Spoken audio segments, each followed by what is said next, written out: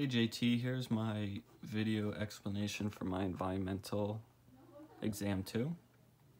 So for the first problem, we're converting the given ionic concentrations to milligrams of CaCO3.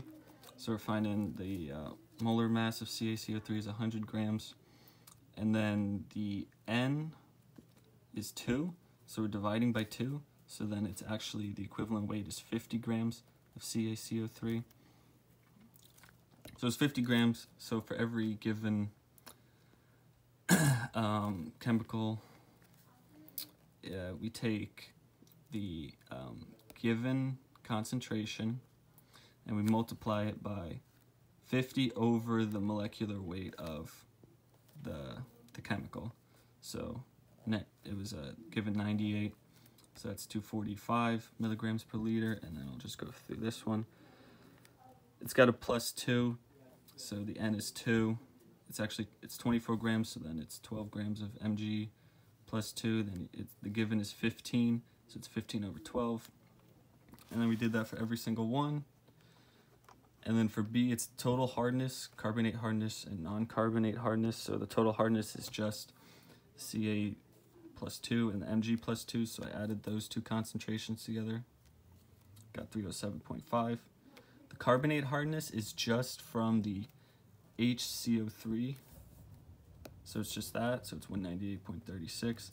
And then the non-carbonate hardness is the total hardness minus the carbonate hardness, so it's the total minus the carbonate hardness, so that's my answer right there. And then for part C, we're doing the lime soda dosage. So the goal hardness was 85 milligrams per liter. So CO2 was 45.45. The HCO3 was 198.36.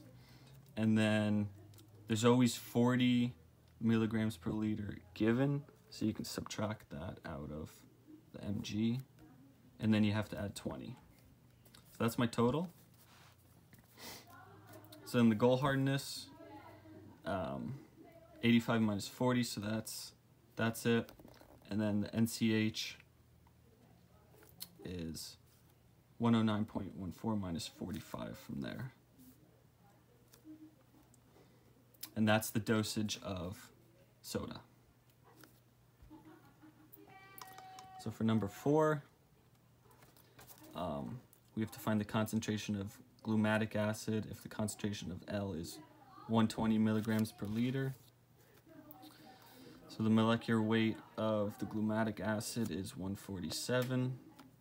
Just the N is 14 per molar mass. So then we're converting it, so it's 120 of N over 147, the molar mass of glutamic acid over the molar mass of the nitrogen. So you get 1,260 milligrams per liter. And then B, we're finding theoretical oxygen demand, carbonaceous oxygen demand, and nitrogenous oxygen demand for both the glutamic acid and the glucose. So glutamic acid, we found the concentration of that and the molecular weight of that. So we need, for every mole of glutamic acid, we need 4.5 moles of O2. So we can convert that like usual. There's the given concentration. 4.5 grams of O2. O2 is 32 grams per molar mass over the molar mass of the glutamic acid, which is 1234.29 milligrams of O2. And then the nitrogenous oxygen demand, the given concentration of nitrogen is 120 milligrams per liter, and then the ratio to convert that to oxygen is just 4.57.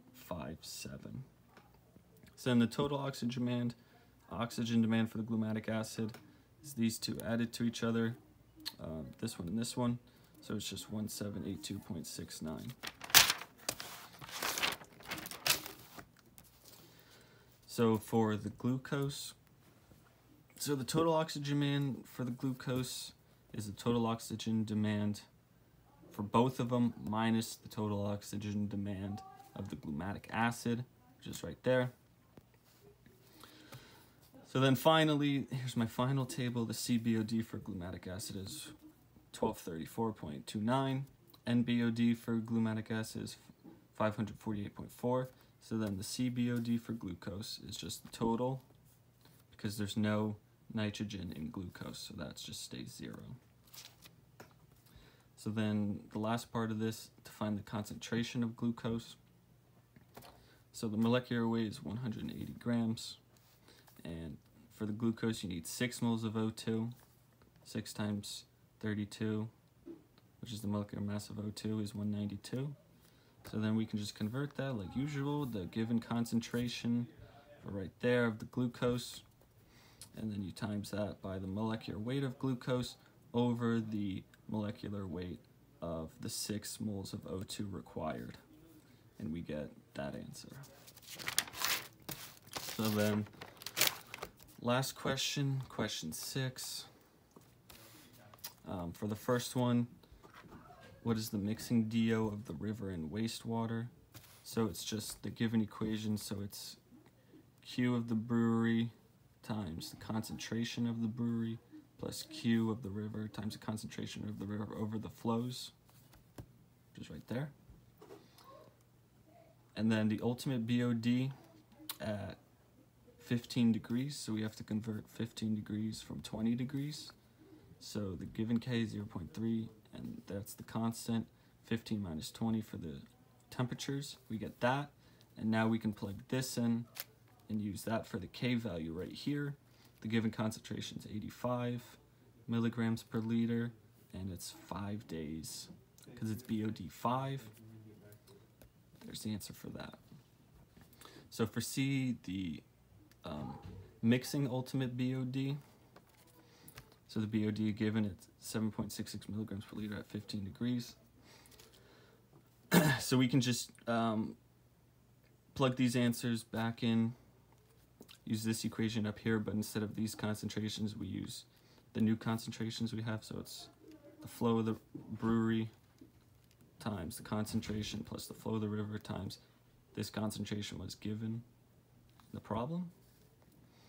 And it's 1.5 plus 6.5, which are the flows, and that's that right there. So then for D is the deoxygenation rate at 15 degrees. So here's the deoxygenation rate at 20 degrees. Plug this value in for the rate at 15 degrees, and we get that.